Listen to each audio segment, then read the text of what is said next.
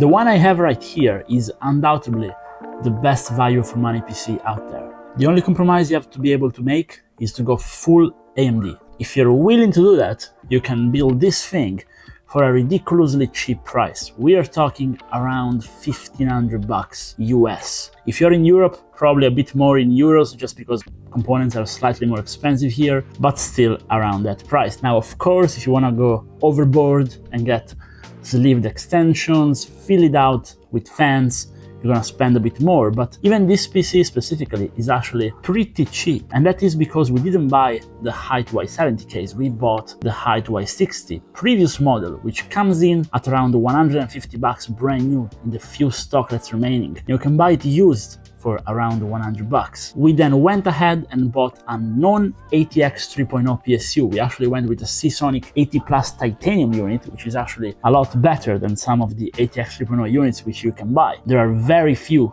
80 Plus titanium PSUs over there. It's better than platinum when it comes to efficiency. We also went with an older gen model for the motherboard, and we bought an X670P MSI Pro. It's definitely not the best looking motherboard, but that's why I bought the Hyte Panda case, which is black on the inside, white on the outside, so you can put a black motherboard on the inside with a bit of geometrical looks. I went with some black RAM, which is something which we'll talk about specifically, but as you can see, it matches the looks of the motherboard, and by doing that I can claim it was all on purpose, and it actually was, but we can mask the cheapness of our components. Now, of course, the best value CPU at the moment for gaming, which is not going to be for productivity, is the Ryzen 7 9700X. It is still this CPU, even though we saw the recent changes with the Intel 200S boost on the Core Ultra 7s. Those are now a lot faster. They actually are faster in gaming than this CPU right here. However, they are on a more expensive platform. You do need 8000 MHz RAM to make the Intel option faster. So Ryzen still is the best value option and also the easier option, because you can throw any RAM in it. And here today for the RAM, as I was anticipating, we got something special because it just came out. I saw it on Amazon, the price is right, and for just over $100 you can buy 32 gigabytes of Orico Raceline Champion DDR5. They also make it RGB, but even the black option is very cheap and looks nice. And what's more important is, if you know a thing or two about RAM and also SSDs, you will know that the real manufacturer, really there are a few, you know, Samsung, Hynix, Micron for the RAM, and this one is Hynix chips, the one we like for Ryzen. So it's 6400 MHz with a pretty good latency, and again, the chips we want for Ryzen tweaking, in case you guys want to follow my AM5 RAM tuning guide. So these chips are great. The packaging is nice, it also looks kind of cool honestly, and they work with the XMP on 6400 MHz plenty fine, even on an older chipset motherboard, and even with just 9700X. Another trick I used is I bought a subpar cooler, because let's face it, this Deepcool LT720, which is in here, definitely is not a top-of-the-line cooler. However, I replaced all the fans with Arctic fans. Now, a high-performance fan is going to transform any all-in-one into a good all-in-one, because sure, if you buy, for example, an Arctic all-in-one, or if you buy a Hyte Y60, they're going to be thicker, and by being thicker, you do get better performance. But regular all-in-ones, really, they just rely on the fans and on the pump. They're all the same. Now, the pump on this Deepcool is nothing special. The fans, though, they are really bad. If you put good fans on it, it actually equals pretty much a high-end water cooler, so you can just save the money there. And I also think the geometrical infinity mirror look on this Deepcool unit is good, and also it matches the build. For the SSD, we kind of did what we've done with the RAM. So these are little tricks to keep the budget low, but still get a high-end gaming PC. So we got a brand new SSD, brand new on Amazon. It's from Fixero, and when stuff is brand new, it is a lot cheaper. So this thing, 1 terabyte, 7400 megabytes per second declared speed, which I double checked in Crystal Disk Mark, as I'll show you guys, is under $100 for 1 terabyte. It's actually hovering around the $90 area, which is solid. And they give it to you with a screwdriver, a screw, and even a small heatsink, because you should never run a Gen4 drive with no heatsink. So this one I'm putting inside the MSI integrated heatsink, which is really good. But if you were to put it on a lower end motherboard or as a secondary drive, it didn't have such a massive heatsink. The small included heatsink, it may not look like it, but it actually does help. I've tested it in the past and it does help. It also looks pretty good with the bronze gold finish.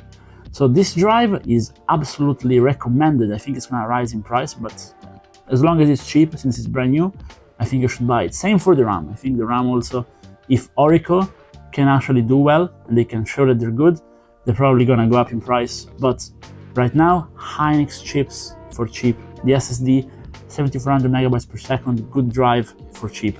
So go ahead and buy them while they're cheap. Now, we did not actually overspend on our graphics card. The vertical cable, the riser cable, can actually be expensive, can be an extra 50 bucks, which if you're on a budget, you may want to save. But with the Hyte Y60, it's included, so I didn't have to spend any money on that.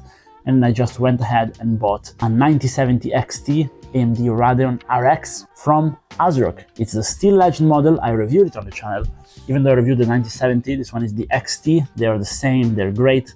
It has 16 gigabytes of GDDR6 Samsung, and it goes up to 3 gigahertz. Now, if you go ahead and undervolt this card, as I show in my guide, via undervolting you can also overclock, this thing is gonna beat an RTX 5070 Ti in a lot of titles, especially the competitive multiplayer titles. The only drawback, it has pretty high power consumption, but if you do undervolt it, you fix it. And yes, the VRAM goes to around 100 degrees. It runs a bit hotter than NVIDIA, honestly. AMD always does. They still haven't fixed it, even though they fixed it against Intel. As you can see, AMD card doesn't have a Gen 5 connector, so the non-ATX 3.0 PSU is actually perfect for this pairing, and you save a lot of money on non-ATX 3.0 PSUs. So if you go ahead and basically are a bit smart about which SSDs and RAM you buy, which you should buy brand new, by the way, and then case, power supply, motherboard, you can get good deals in the used market to get a high-end model for cheaper, or just buy used like brand new on Amazon. These are also very much undervalued deals, especially for motherboards, I find. Now, recently there was the Prime Day as I'm recording, and that's when I bought a few X670s, which I think can be still used for high-end gaming PCs. And the PC came out great. I'll show you guys the Firestrike score, and it did that while running super cool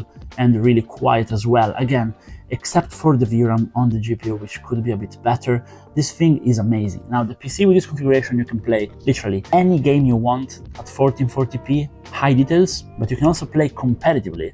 At 1440p, 240 Hz in Apex Legends, you're gonna max out the game. Crazy, but true. Now, it does require you do some RAM tweaking, some CPU tweaking, because if you want to push high refresh rate in multiplayer titles, you don't necessarily need the X3D cache, let's be real. But you do need a tweaked system for low latency and to get the extra 10%, 15% frames, because it's what's gonna push you from 200 frames to 240 frames, which we need. Same can be said in Call of Duty. We are right there over the 200 FPS mark, very solid for competitive gaming. Of course, any lighter game is gonna just max out. Fortunately, you can do 240 as well. And you could even play at 4K with FSR, even though I prefer native resolution, so I'm not actually recommending that. And I do think this PC, or this configuration in general, is a beast. It is one of the best things you can build right now, or you can just build it the same with an NVIDIA card, of course, if you guys want. The recommendations I gave still stand. Let me know what you guys think. Do you guys like the case? Do you like how the build came out? What do you think of new emerging brands like Orico and Fixero for the RAM and SSD? Let me know down below. And as usual, see you guys in the next one. Drop a like and a sub. Bye bye.